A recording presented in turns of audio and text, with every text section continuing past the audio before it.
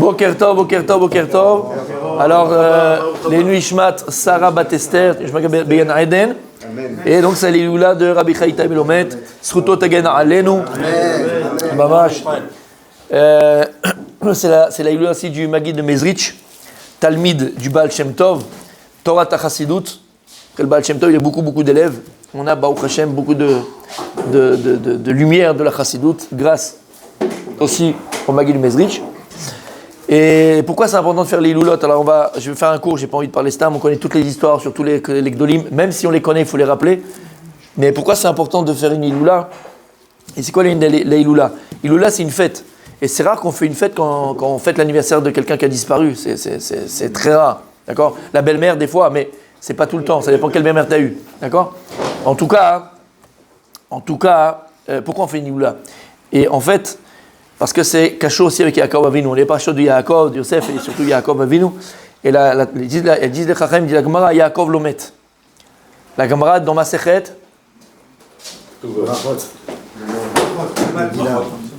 dommage. Sota. Et on va le voir ensemble si Dieu veut. La Gemara, on n'a pas encore vu, mais on le verra. La Gemara, dans ma Sechet, elle dit Yaakov Lomet. Yaakov, il n'est pas.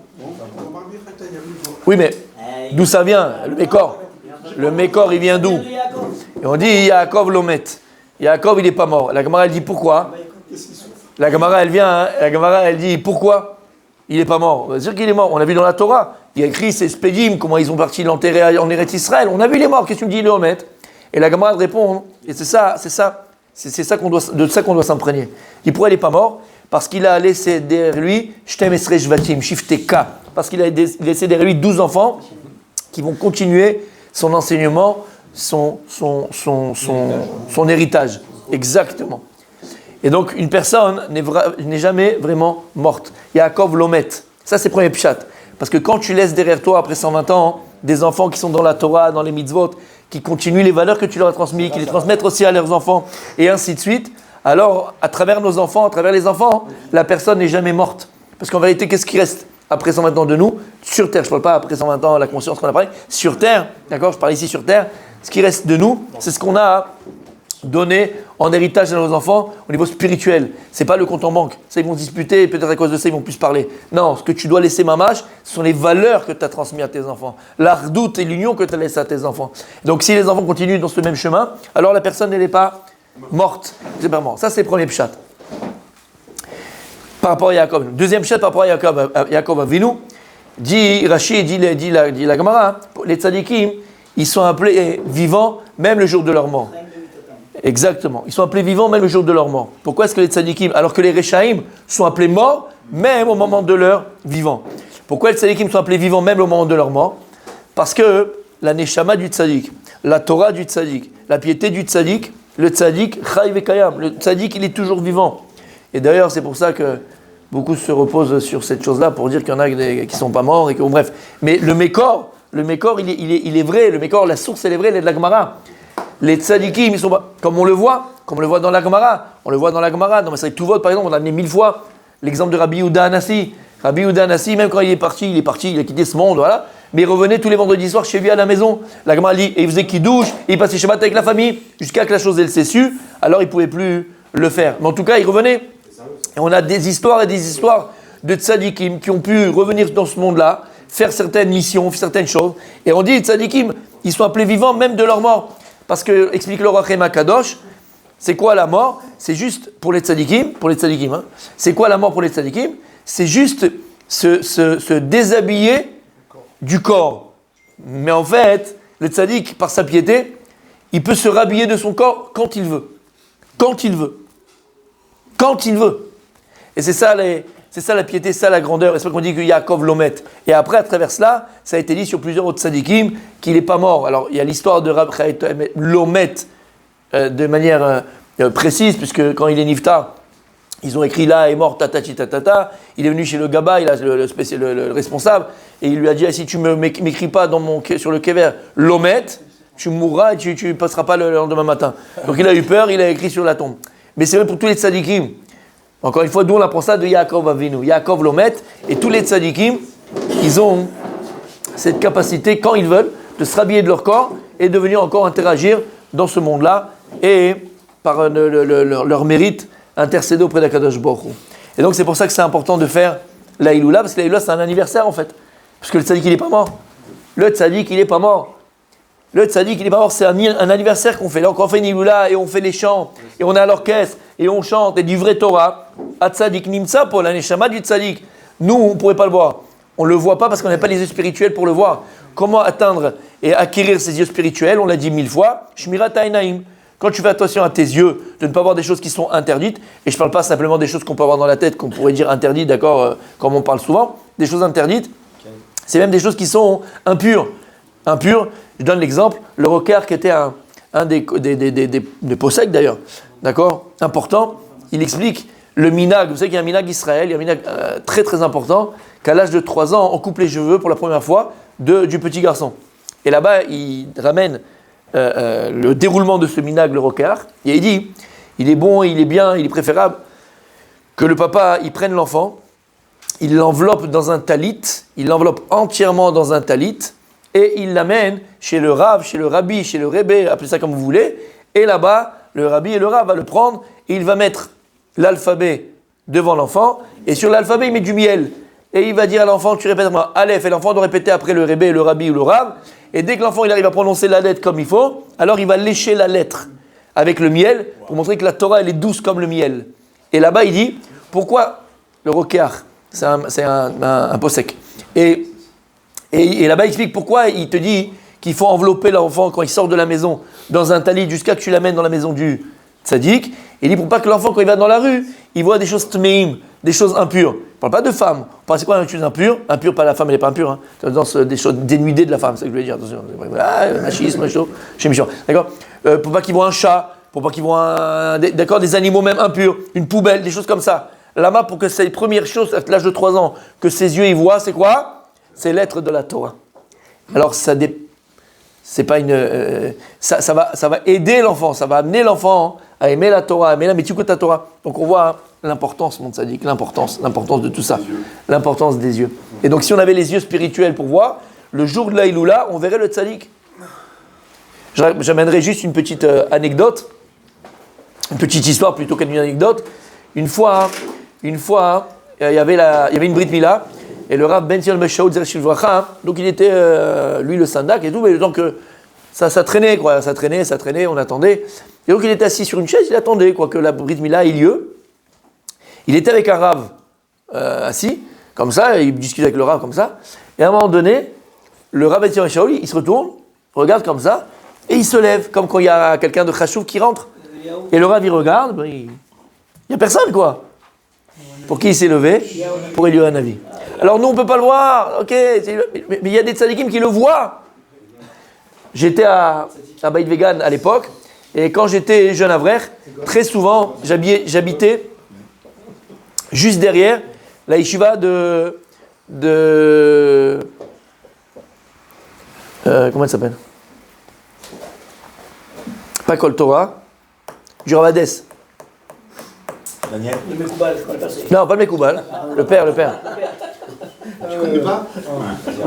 Bref, l'Oméchané, j'habitais que la fenêtre, elle donnait sur la yeshiva. On avait les chants le Shabbat, on entendait l'étude. C'était extraordinaire, c'était magique. C'était Olam Acher. Et t'es besoin de qui? Chez Daniel? Oh là là! Alors, d'accord? Et donc j'allais le vendredi soir, pratiquement tout le temps, j'allais prier à la yeshiva, où il y avait le Rav, il y avait toujours une belle dracha, et une fois dans une des drachas qu'il a dit, je ne sais pas faire de dracha, mais une fois dans une dracha qu'il a dit, il a raconté l'histoire de son père. Donc le père du Rav Hades, le Rav Hades que vous connaissez, qui est au Kotel et qui est plein machin, c'est son fils. C'est son fils. Enfin, je parle le père, le Rosh Yeshiva. Alors lui, il a raconté sur son père à lui. Le Rosh Yeshiva, il a raconté sur son père à lui, d'accord, qu'une fois, son père le avait raconté. Il étudiait. Hein? Non. Et je vais te dire. Et donc il a étudié tout ça. Et son père, il a vu qu'il avait un visage un peu fermé, un peu comme ça. Il n'était pas. Alors son père lui a dit, mon fils, qu'est-ce qui se passe? Et tout. Il dit, non, papa, Alvaï, ça nous arrive à nous. Hein. J'ai fait un Rambam, mais j'ai rien compris au Rambam. Il avait fait un Rambam, il avait rien compris. Donc il était paniqué, quoi, pas bien. D'accord, il était pas bien. Hein? il était pas bien, il était machin et tout ça.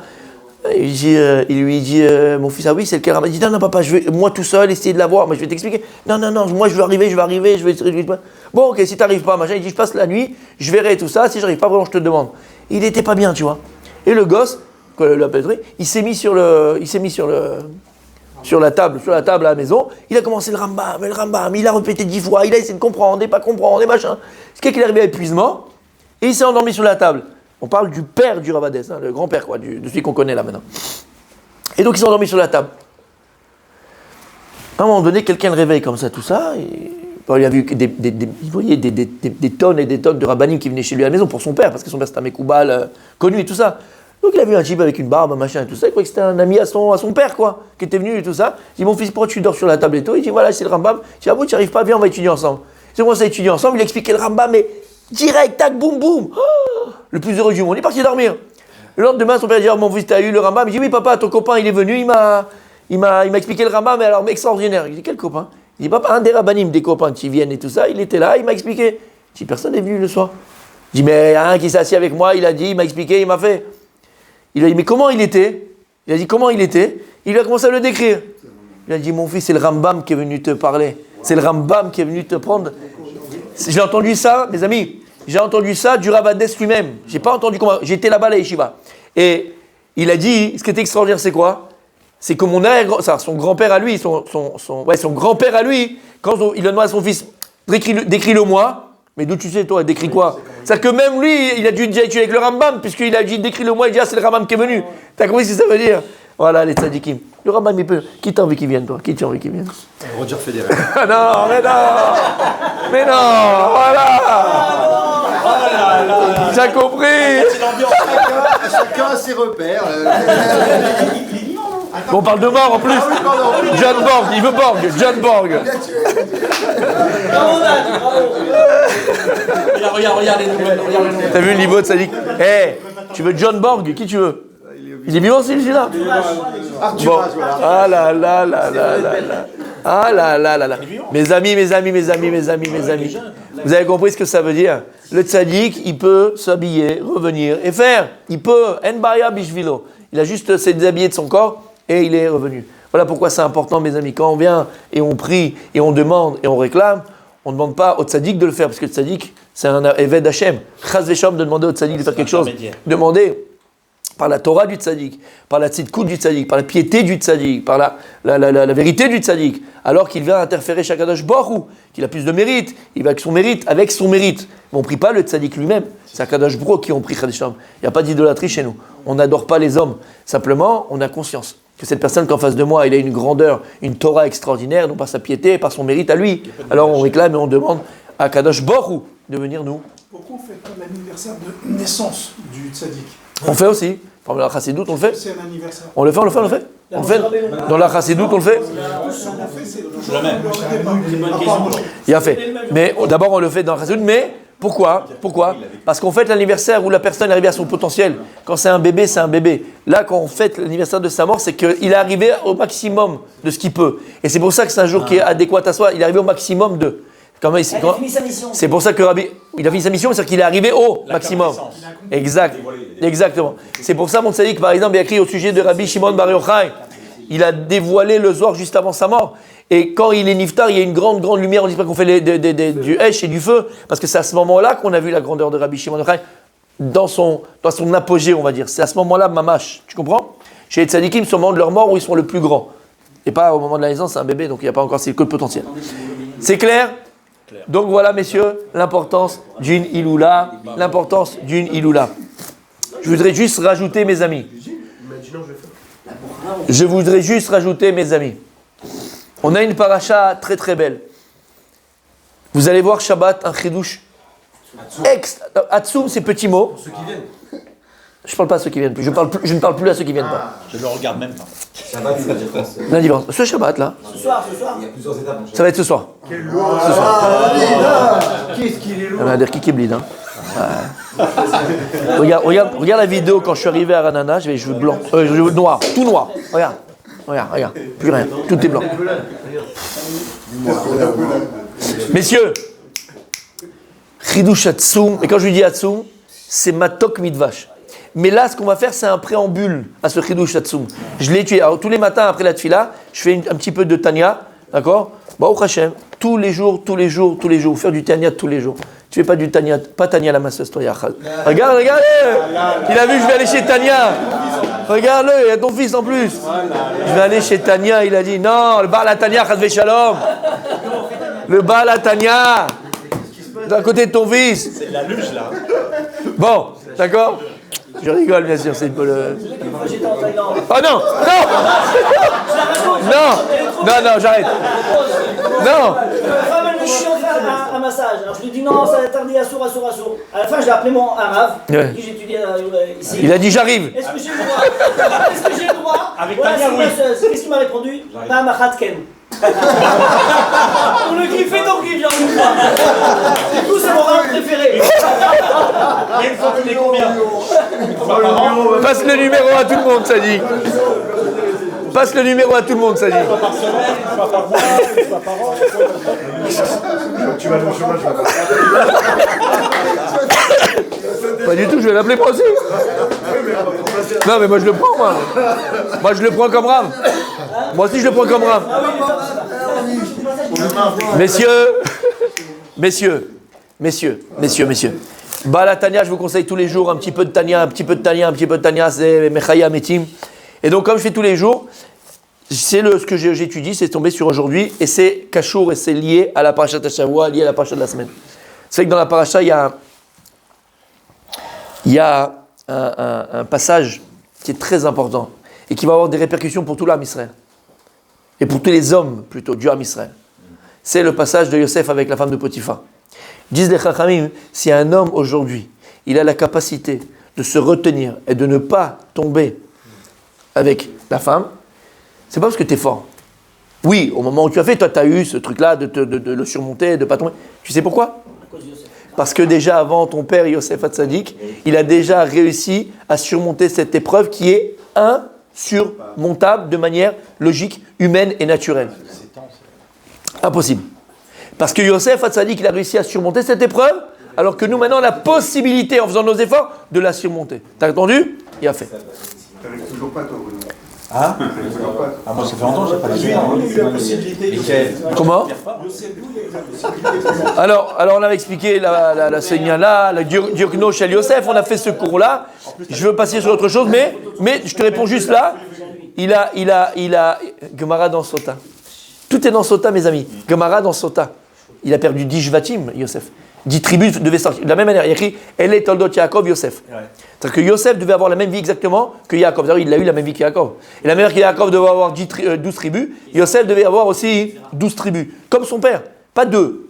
Mais la Gemara nous dit que lorsqu'il était avec la femme de Potiphar, tellement qu'il a eu l'envie de faire cette avéra-là, le zéra est sorti de ses ongles, sorti de ses doigts. Bon, alors il faut comprendre ce que ça veut dire. Mais il a perdu 10. Combien il en aurait laissé 2. Ephraim ou Ménachem. Il doit en avoir 12. Je passe parce que ce n'est pas le sujet, mais tu as compris. Qu'est-ce qu'il a sauvé vraiment? On a vu Diokno Shel Aviv, il a vu l'image de son père sur la vitre. Hanouka, vous vous rappelez le cours? Qu'est-ce qu'il faisait dans la vitre? Il allumait la Hanouka. Vous vous rappelez? C'était Hanouka. On avait fait le cours. C'est un vieux cours, ça, il y a 3 ans. Bref, il est sur Internet. Regardez sur YouTube pour ceux qui veulent aller regarder. Alors maintenant, écoutez bien. Là, on va essayer de parler. Le Tanya nous parle de manière générale de la Havera. Qu'est-ce qui fait tomber l'homme dans la Havera? Qu'est-ce qui permet après à l'homme de surmonter la Havera? Quelle qu'elle soit, bien sûr, la Havera de la femme, la Havera du vol, la Havera de n'importe quelle Havera, n'importe quelle transgression. Qu'est-ce qui fait tomber la femme et qu'est-ce qui permet de la surmonter? Regardez ce qu'il dit, c'est fabuleux. Et je vous dis, ça va être Kashour Be'ezrat Hashem, avec ce qu'on va voir ce soir. Midrash Rabbah, t'as pas lu Midrash Rabbah pendant le cours, tu te rappelles pas? Il y a un Midrash Rabbah sur la paracha qui est... Sa conscience qui lui fait. Alors, regardez bien. Perek Kavav, Baram, Kiganda Tsarich Leodie Klal Gadol. Il dit le Rav, le Baal Tanya, je dois t'apprendre une grande leçon, une leçon générale. Il dit Kikmo Shenitzachon, Lenatseach Davar Gashmi Kegon Shne Anashim Amitavkim Zeimze Lapil Zeze. Il dit de la même manière que s'il y a un combat entre 2 personnes et que l'un veut faire tomber l'autre, niveau Gashmi, comment l'un va être mitgaber sur l'autre? Comment un va avoir le dessus sur l'autre? Quand il y a un combat entre 2 personnes, comment l'un va prendre le dessus sur l'autre? Regardez ce qu'il dit. Iné. Ima echad ou beatzlut vekvedut.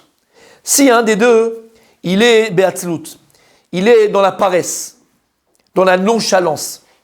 Gvedut, dans la lourdeur. On n'en connaît pas ici. Yenutzach bekal, alors il va se faire vaincre facilement. Il est lourd.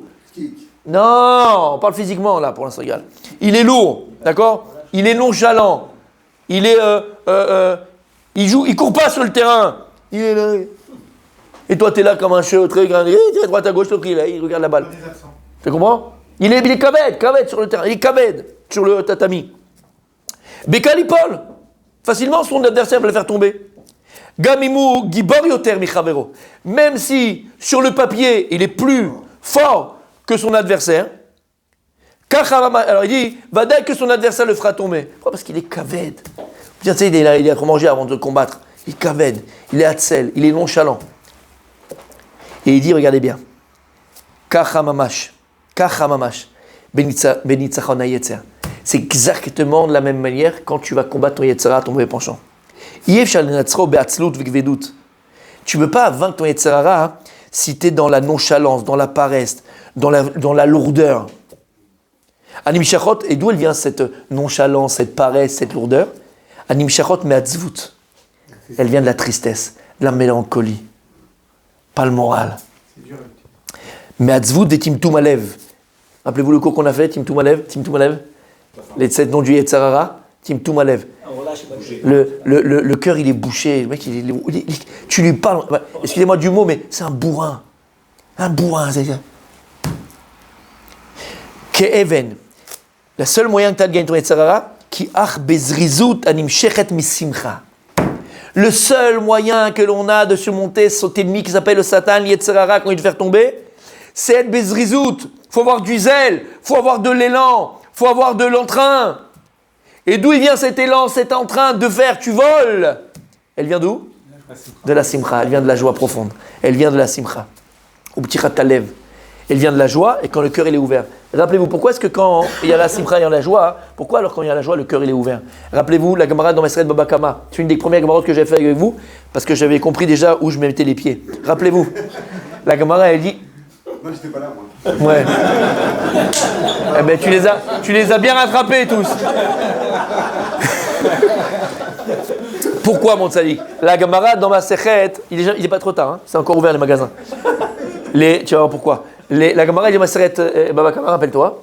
Ezra Sofer, quand il est revenu en Eretz Israël avec l'armée Israël, il a fait quelques arrangements, quelques tikkunim, d'accord, takanot. Une des takanas qu'il a fait, c'est que tous les hommes mariés devaient manger de l'ail le vendredi soir. Gemara Baba Kama. Voilà, le vendredi soir. Et là, Gemara, elle dit pourquoi? L'ail de l'époque, il avait cette capacité-là de chauffer le corps. Et donc, quand le corps, comme si mélange, tu bois une petite bourra, tu prends un petit whisky, tu vois. Quand le corps, Rachid explique, quand le corps, il est chaud, alors, le corps, il est besimcha. Quand on fait un gala, qu'est-ce que tu fais dans le gala? Et on leur donne à boire, on donne à manger, et la dimroute, et les trucs qui réchauffent le cœur. Il dit, Rachid, écoutez bien cette phrase extraordinaire de Rachid. Il dit, quand le corps, il est chaud, le corps, il est besimcha. Quand le corps, il est besimcha, le cœur, il est ouvert. Quand le cœur, il est ouvert, alors le cœur, il donne. Comme ça, il dit Rachid. Shamata? Il a fait, mais il donne. Passez tous, achetez de l'ail. D'accord? C'est important. Et comme on a une mitzvah le vendredi soir, en Ek Shabbat avec son épouse et de faire plaisir et de réjouir son épouse, alors c'était pour que les hommes fêtent cette mitzvah-là. Avec l'ail, mon tzadi. Ne lui parle pas dans la tronche. D'accord? Mais toi, t'as pas besoin, c'est jamais. Bon, bref, je me calme. Messieurs. Donc, tu vois que la simcha, l'ouvre le cœur. Et donc, quand tu es bezrizout, et on le voit, quand tu viens à la synagogue pour prier, et tu es là, plein d'entrain, pour la prière, pour te rapprocher d'Hachem, quand tu es en ta Gemara, tu avais le petit cahier rouge, rappelle-toi, et tu notais les mots, et tu faisais Chazara, et tu faisais à la maison, et j'étais là, et je faisais, et j'ai envie de t'apprendre, j'ai envie de savoir, j'ai envie de connaître, j'ai envie d'apprendre Hachem. Alors automatiquement, messieurs, ce zèle, il amène la simcha, il amène la joie. Et quand tu as la joie, le cœur, il est ouvert. Et quand le cœur, il est ouvert, il est tahor. Mikol nidnout daga ve'atzub ba'olam. Et donc le cœur, il n'a pas de temps à la tristesse. Il n'a pas le temps à la mélancolie. Il n'a pas le temps à la dépression. Bien au contraire, le cœur, il est large. Tu vois les choses en grand, pas avec le petit focus. Tu ne t'arrêtes pas sur ton problème. Ton problème, il existe, comme on l'avait dit plus d'une fois, mais tu n'as pas de souci. Et donc tu continues à vivre, tu continues à faire, tu continues à grandir, tu continues à construire, tu continues à donner, tu continues à chanter, tu continues à danser. Tu continues, et tu es l'homme le plus heureux du monde. Et si tu es dans cette dynamique, apprends des anciens, dynamique, mon tzaddik, alors là, tu es certain, il dit le Baal HaTanya, de surmonter ton Satan, ton Yetzirah. Parce que le Satan, Yetzirah, il utilise une chose pour me faire tomber. La tzlout, la tzvout, la mélancolie, la tristesse, la dépression, la non-positivité, le négatif, ça ne marche pas, c'est pas bon, ça va pas, juste termine, c'est pas bien. Alors c'est ça mes amis. Qu'est-ce que Yosef Hatzadik? Comment Yosef Hatzadik, tu m'as posé la question? Tu m'as posé la question? Tzadik, tu m'as posé la question?